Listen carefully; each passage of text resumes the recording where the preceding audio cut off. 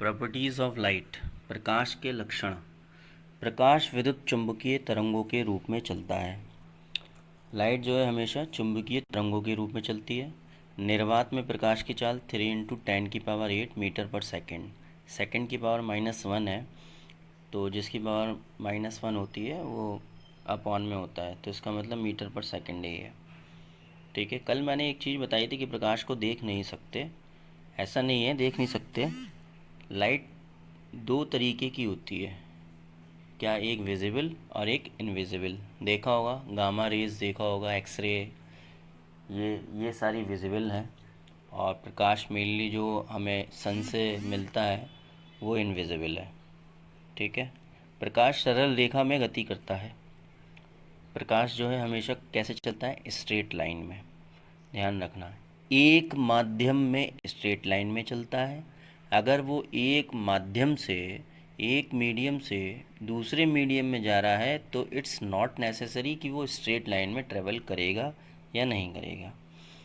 Next है, ठोस तथा द्रव्य माध्यमों के तलों से प्रकाश का परावर्तन हो जाता है। ठोस कोई भी सॉलिड चीज़ है, उस पर जब प्रकाश पड़ता है तो उसका रिफ्लेक्शन हो जाता है, परावर्तन हो जाता है। ऐसे ही द्रव, द्रव क्या है? Water, liquid. उसके जब सरफेस पर, तल पर प्रकाश पड़ेगा तो क्या होगा? वो भी रिफ्लेक्ट होगा, परावर्तित हो जाएगा। यदि प्रकाश एक पारदर्शक माध्यम से दूसरे पारदर्शक माध्यम में जाता है तो उसका अपवर्तन होता है।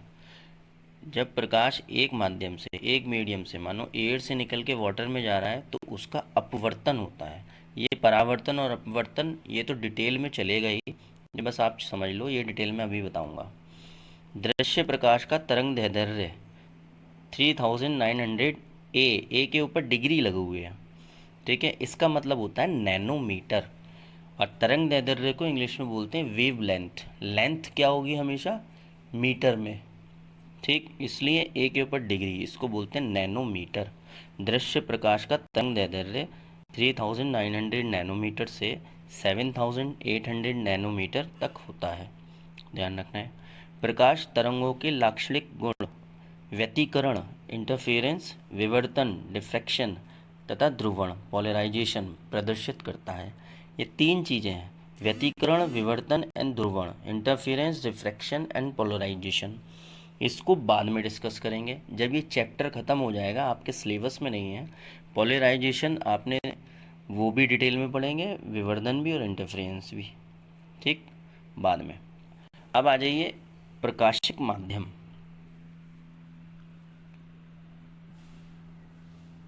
अब आते हैं प्रकाशिक माध्यम। कि प्रकाशिक माध्यम, ऑप्टिकल मीडियम होता क्या है? प्रकाश जिस पदार्थ से होकर गमन करता है उसे प्रकाशिक माध्यम कहते हैं। मुक्त आकाश, फ्री स्पेस, अभी बताया था फ्री स्पेस किसे बोलते हैं? वैक्यूम को, जहाँ हवा की मात्रा, क्वांटिटी बहुत कम होती है। माध्यमों से होकर प्रकाश के गमन क्षमता के आधार पर उसको 3 भागों में बांटा गया है। मतलब उसके ट्रैवल करने की जो कैपेसिटी होती है, गमन क्षमता, गमन क्षमता को क्या बोलते हैं? Capacity of travel. ठीक, उसके अकॉर्डिंग इसको 3 पार्ट में डिवाइड किया गया है। कैसे? पारदर्शक, ट्रांसपेरेंट, जिस माध्यम से होकर प्रकाश का अधिकांश भाग आर पार निकल जाता है उसे पारदर्शक माध्यम कहते हैं। उदाहरण, एग्जाम्पल, वायु, जल, कांच। ट्रांसपेरेंट का मतलब वैसे ही समझ रहे होगे, जिसमें से प्रकाश पूरी तरीके से एक मतलब निकल जाता है, मतलब 100%, 100% नहीं, अधिकांश भाग, मोस्टली भाग आर पार निकल जाता है, उसे क्या बोलेंगे? ट्रांसपेरेंट। दिखाई, समझ गए? जिसमें से मोस्टली जो उसका पार्ट है प्रकाश का वो बाहर निकल जाएगा, उसको बोलेंगे पारदर्शक। निर्वात, वैक्यूम आदर्श अथवा पूर्णतः पारदर्शक माध्यम है क्योंकि इसमें होकर प्रकाश का 100% भाग आर पार निकल जाता है।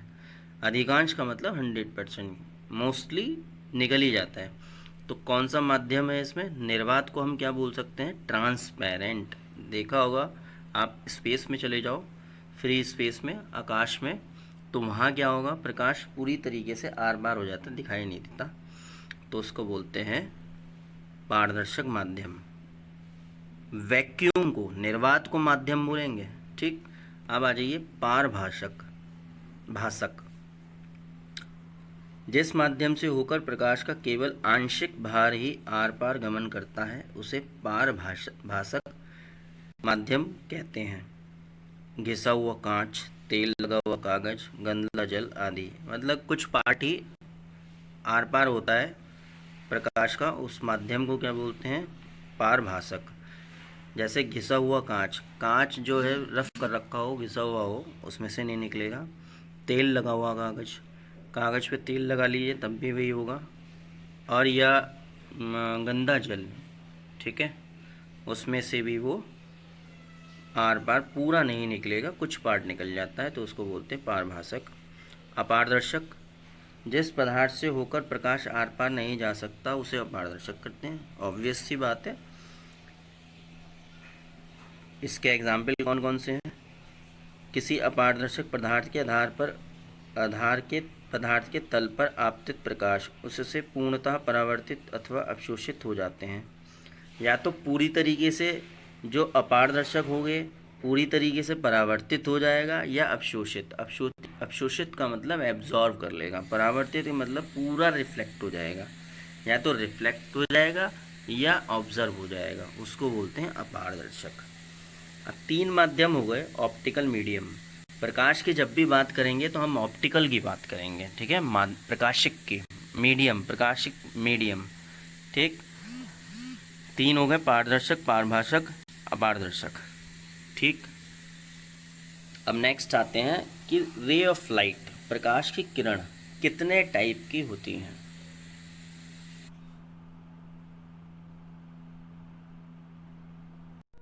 अब समझिए रे ऑफ लाइट कि लाइट की जो रे होती है, प्रकाश की किरण, वो कितने टाइप की होती है।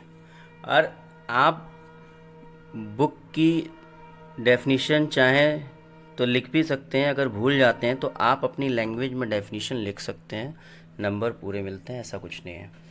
प्रकाश की किरण, फर्स्ट है अभिसारी। अगर आपने साइंस में डेफिनेशन लिखी है और डायग्राम नहीं बनाया तो मे बी नंबर कम मिल सकते हैं। अगर डायग्राम बनाया तो नंबर पूरे मिलते हैं, एग्जैक्ट डेफिनेशन होगी तो, पॉइंट टू पॉइंट, ठीक। ऐसा नहीं है बस थ्योरी लिखते ही जा रहे हैं। अब आते हैं अभिसारी, कन्वर्जेंट। जब प्रकाश की किरण एक ही पॉइंट, इसे कुछ भी लेट कर लो P, जब प्रकाश की किरण, बहुत सारी किरण एक पॉइंट पर मिलती हैं तो उसे बोलते हैं अभिसारी, कन्वर्जेंट, ठीक।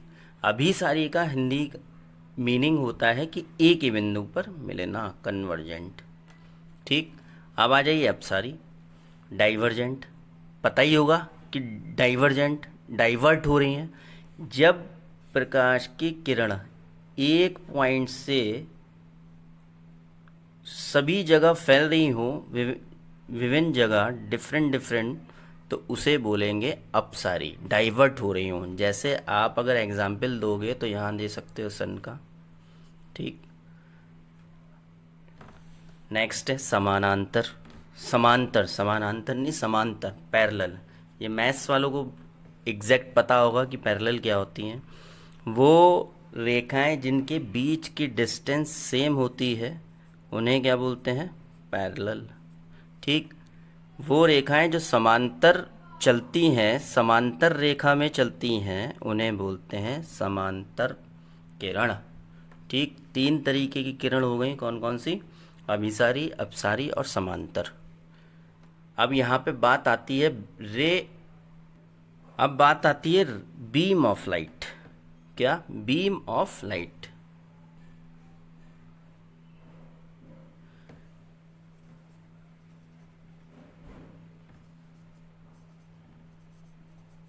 ये बहुत छोटी छोटी डेफिनेशन है, डीपली बता रहा हूँ, ये आती हैं एग्ज़ाम में कि what is beam of light. Beam of light, प्रकाश पुंज क्या होता है।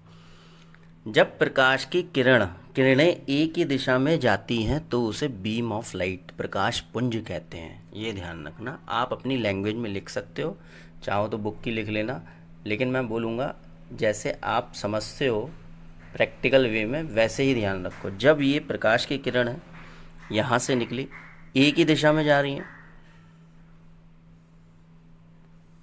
ठीक। तो इसी को बोलेंगे बीम ऑफ लाइट। अपनी लैंग्वेज में इसको लिख लेना कि बीम ऑफ लाइट क्या होती है। जब प्रकाश की किरण एक ही दिशा में जाती हैं तो उसको प्रकाश पुंज कहते हैं। बीम ऑफ लाइट को क्या कहते हैं? प्रकाश पुंज, ठीक है, ये नहीं लगाएंगे, प्रकाश पुंज। अब नेक्स्ट आते हैं लाइट। लाइट में दो टॉपिक हैं, मैंने बताया था, अब पढ़ते हैं डीपली। लाइट में क्या पढ़ना है? Reflection and refraction. देखिए बेसिक ऑप्टिकल डिवाइस, ऑप्शनल नहीं, ऑप्टिकल, बेसिक ऑप्टिकल डिवाइस बहुत होती हैं, बहुत सारी होती हैं, लेकिन हम जो लाइट में पढ़ेंगे इस चैप्टर में वो रिफ्लेक्शन में पढ़ेंगे मिरर और रिफ्रैक्शन में पढ़ेंगे लेंस। ये बेसिक ऑप्टिकल डिवाइस। जब भी मैं प्रकाश लाइट की बात करूँगा तो मैं एक टर्म यूज़ करूँगा ऑप्टिकल, प्रकाशीय, ठीक, डिवाइस, ध्यान रखना। लाइट में रिफ्लेक्शन एंड रिफ्रैक्शन। हम रिफ्लेक्शन में बात किसकी करेंगे? मिरर की। और रिफ्रैक्शन में बात किसकी करेंगे? लेंस की। वैसे डिवाइसेस बहुत होती हैं, ऑप्टिकल डिवाइसेस बहुत होती हैं, लेकिन यहाँ हम बात किसकी करेंगे? मिरर एंड लेंस की। अब आते हैं रिफ्लेक्शन और रिफ्रैक्शन होता क्या है, एक इजी वे में, अपनी डेफिनेशन अपने शब्दों में। देखिए जी, परावर्तन, रिफ्लेक्शन अपने शब्दों में, जब कोई लाइट एक ही माध्यम में, दो माध्यम में नहीं, एक ही माध्यम की बात कर रहा हूँ, मीडियम, जब कोई लाइट रे ऑफ किरण किसी तल से टकराकर बाउंस बैक हो जाती है, उसी माध्यम में लौट जाती है, तो उसको बोलते हैं परावर्तन, रिफ्लेक्शन। समझ गए? ये लाइट, रे ऑफ लाइट आई, ये एक तल है, इसको बोलते हैं समतल, ठीक, सरफेस है, यहाँ से टकराई और उसी माध्यम में लौट गई, ठीक है, जहाँ से आई थी वहीं लौट गई, तो उसको क्या बोलेंगे? रिफ्लेक्शन। समझ गए? कोई रे ऑफ किरण आई, प्रकाश की किरण आई किसी तल से टकराकर और वो उसी दिशा में लौट गई, इस घटना को क्या बोलते हैं? रिफ्लेक्शन फिनोमेना, ठीक। अब फिजिक्स की बात कर रहे हैं तो यहाँ पे प्रोसेस नहीं लेंगे, घटना लेंगे, फिनोमेनन, ठीक, समझ गए? अब अपनी डेफिनेशन में, अपने शब्दों में इसकी डेफिनेशन लिख सकते हैं। जब कोई प्रकाश की किरण एक ही माध्यम में किसी तल से टकराकर उसी माध्यम में लौट जाती है तो उसको क्या बोलते हैं? रिफ्लेक्शन, ठीक। याद करने की ज़रूरत नहीं है, बस एक ये डायग्राम आप ध्यान रखना, उसी से आप अपनी डेफिनेशन बना लोगे, ठीक है। ये एक ही माध्यम में, एक ही माध्यम, ये ध्यान रखना, एक ही माध्यम, माध्यम मीडियम, मतलब एयर में है तो एयर में ही, ठीक, डेफिनेशन लिख लेना। अपवर्तन, रिफ्रैक्शन, ये है एयर एंड ये है वाटर, ठीक। जब कोई प्रकाश की किरण, ये मैं पहले भी बता चुका हूँ, अब आपको ये बस ये फिगर ध्यान रखनी है, उससे आप डेफिनेशन लिख दोगे। जब कोई प्रकाश की किरण एक माध्यम से दूसरे माध्यम में जाती है, ठीक, पहला माध्यम क्या है यहाँ पे? एयर। एयर से वाटर में जाती है तो वो यहाँ इसके सरफेस पे, वाटर के सरफेस से टकराकर बैंड हो जाती है, मुड़ जाती है, ठीक। इसको क्या बोलते हैं? अपवर्तन। इजी है, बिल्कुल इजी है, जैसे जैसे मैंने बोला वैसे वैसे आप, ये एक प्रकाश की किरण आई, यहाँ इसके सरफेस पे यहाँ से बैंड हो गई, मुड़ गई, और ये सीधी ना जाकर मुड़ गई, इसी को बोलते हैं अपवर्तन। और इसको, इस वाले फेस को, इसको बोलते हैं इंटरफेस। आ गया, तीन चीज़ें थी, इंटरफेस, पोलराइजेशन, एक और था, वो जैसे जैसे चैप्टर पढ़ाते रहेंगे वैसे वैसे क्लियर होता जाएगा। इसको क्या बोलते हैं? इंटरफेस। इंटरफेस कहाँ आता है? अपवर्तन में। ध्यान रखना, साइंस में छोटी छोटी डेफिनेशन बहुत आती हैं, और वर्डिंग पे ध्यान रखना कि कहाँ से क्या हो रहा है, क्या वर्ड हो रहे हैं। जब कोई प्रकाश की किरण एक माध्यम से दूसरे माध्यम में जाती है तो वह क्या हो जाती है? बैंड, मुड़ जाती है। इस घटना को क्या बोलते हैं? अपवर्तन। ये वाली चीज़ यहाँ, इसको क्या बोलेंगे? अपवर्तन। अब ये नहीं है कि यहाँ पे बैंड हुई तो आगे भी बैंड हो जाएगी ऐसे, यहाँ और आगे से मतलब नहीं है, यहाँ से टकराकर बैंड हो जाती है तो उसको बोलते हैं अपवर्तन। अपवर्तन। आई होप समझ में आ गया होगा। डेफिनेशन देखो,